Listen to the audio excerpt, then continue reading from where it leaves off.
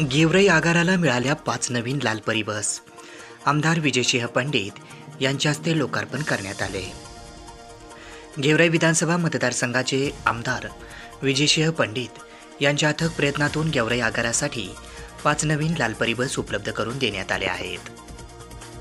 आज शनिवार दिनांक 10 मे रोजी दुपारी 2 वाजता आमदार पंडित यांच्या शुभ हस्ते या बसांचे विधिवत पूजन करण्यात आले आणि प्रवाशांच्या सेवेसाठी त्याचे लोकार्पण देखील करण्यात आले. या कार्यक्रमावेळी गेवराई आगाराचे वतीने प्रमुख पाहुण्यांचा सत्कार देखील करण्यात आला.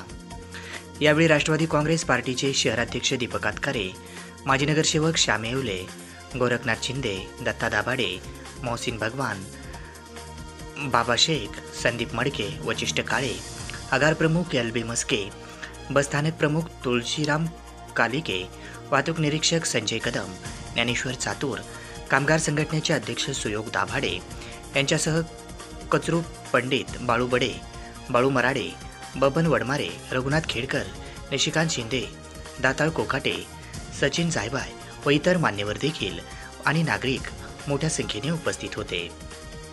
यावेळी आगारातील वाहक, चालक, कर्मचारी बांधव आणि नागरिक मोठ्या संख्येने उपस्थित होते. नवीन बसांच्या आगमनामुळे प्रवाशांसाठी अधिक सोयीचे आणि आरामदायक प्रवास शक्य होणार आहे.